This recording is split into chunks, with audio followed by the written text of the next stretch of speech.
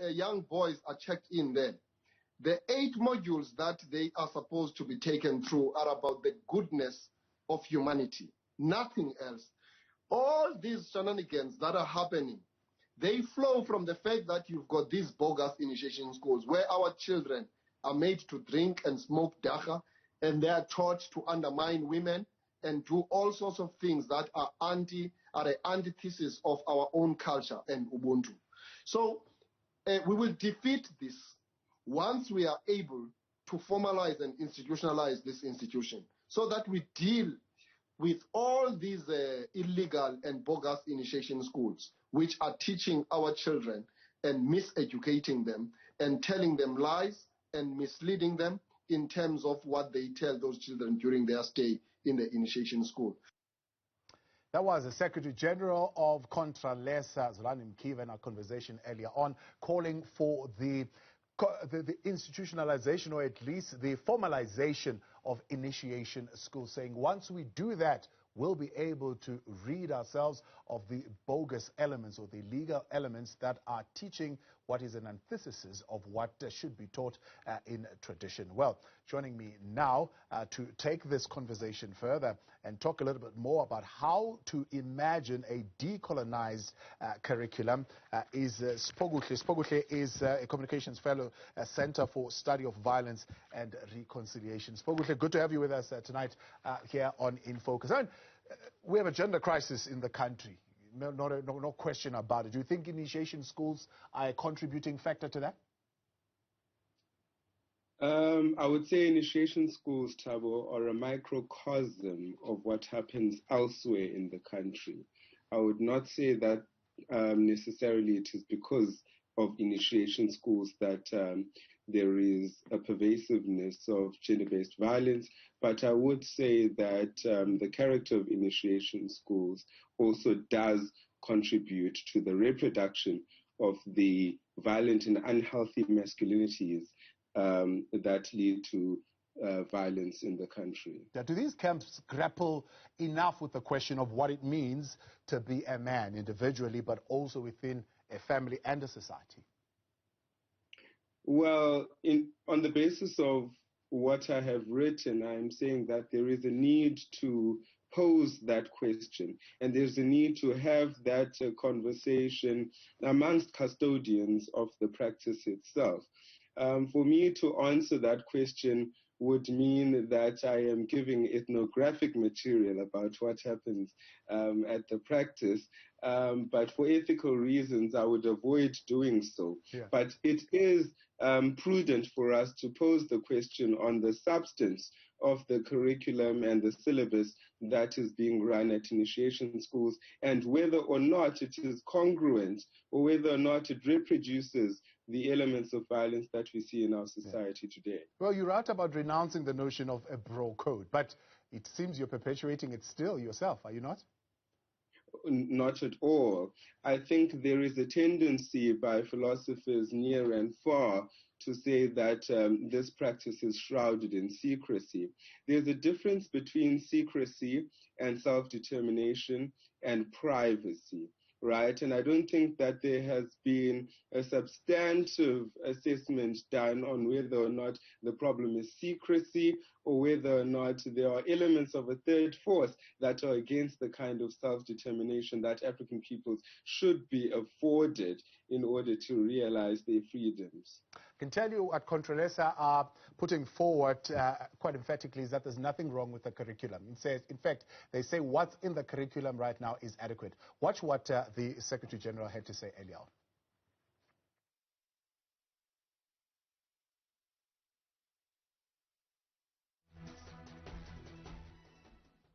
Yeah. This, if it was to be an organic school based on our African customs and traditions, it will do wonders because it will bring the centrality of African education. Remember, initiation schools are the pre-colonial schools, and they were not only meant for young men.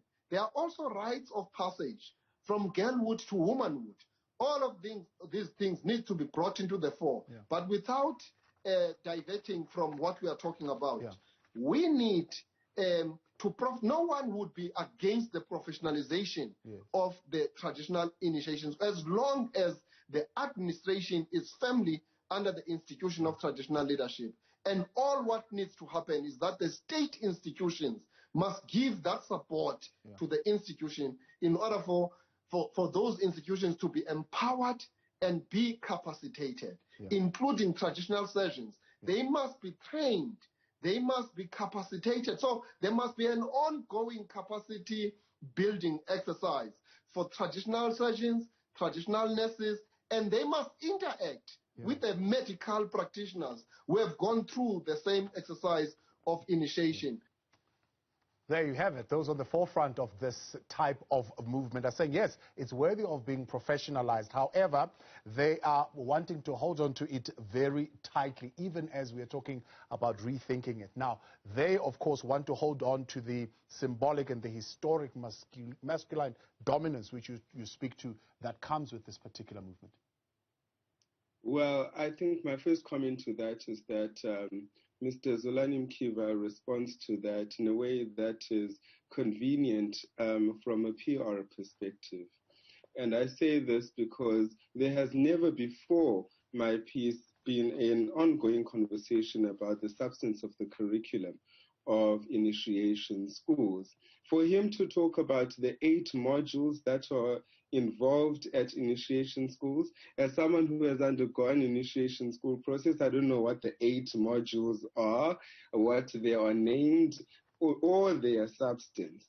And I think in one way, it is also a cop-out for him to nag on about the professionalization of initiation schools. We know historically that initiation schools have undergone a process, a semi-professionalization process, where initiation schools need to be registered, where there is training of amakangata, where there is even a forum where amakangata meet and they receive that training. And the deaths themselves do not only emanate from bogus initiation schools or illegal initiation schools, they also do occur at legal initiation schools. So I think his response to the question is one that actually evades the accountability of Contralesa and I guess the efforts that they have not been able to make to curb this crisis. So what questions then would need to be addressed by this new decolonized curriculum in your mind? In my mind, a decolonized initiation school curriculum would have to answer to the question of the kind of men that South Africans need or South African needs, given the context of a country that is riddled and ravaged by gender-based violence and substance abuse.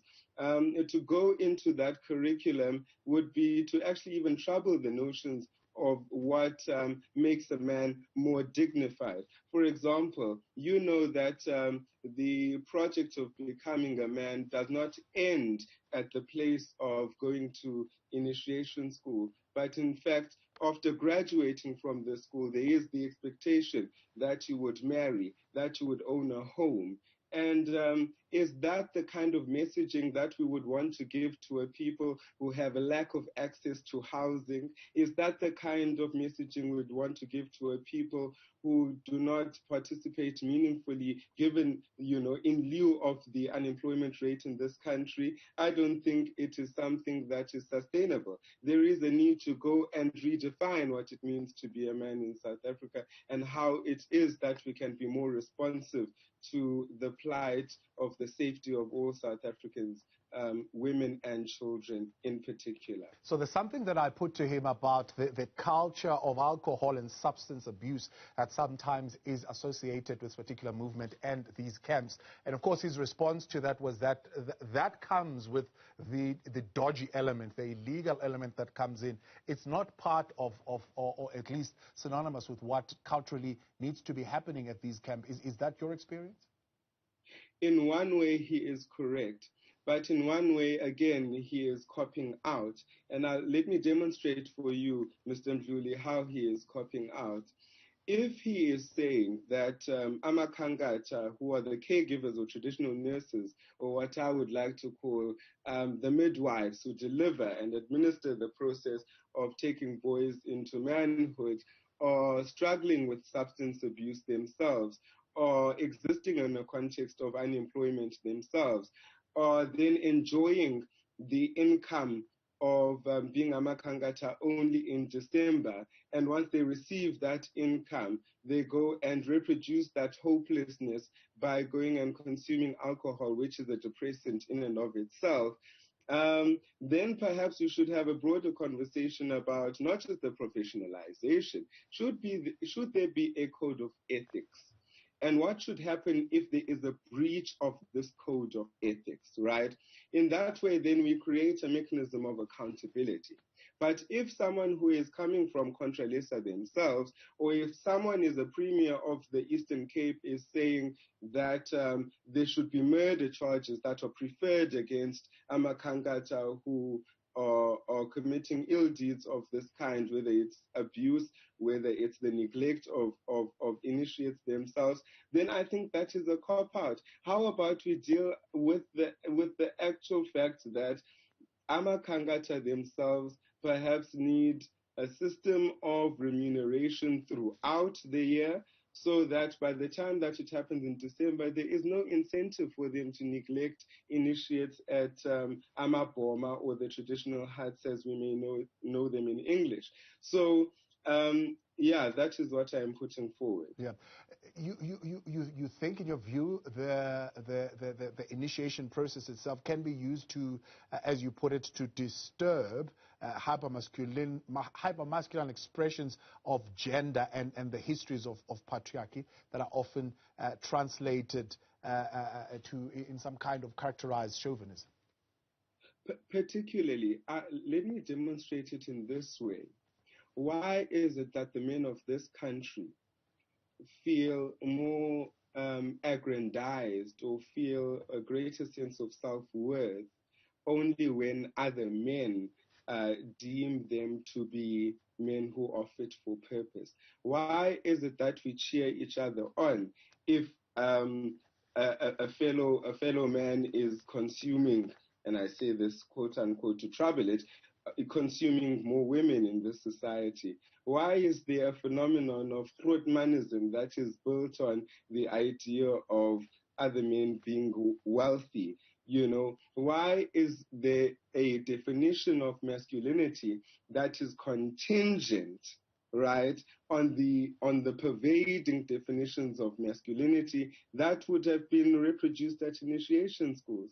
And why is it that initiation schools are not acting as interventive institutions to sort of undo any of the toxicity that the boys would have picked up from childhood up until that point? And what I am putting forward is to say, to decolonize initiation schools means to go into that curriculum and to say you are a man whether you have money or no money, whether you are employed or unemployed, whether you have children or don't have children, whether you have a wife or don't have a wife, whether you own land or don't own land. Because once we build a culture of masculinity that has its dignity, that is non-contingent on the kind of materiality, right, that society expects of us, I think the outcomes would be better. And I say this because preeminent scholars in this country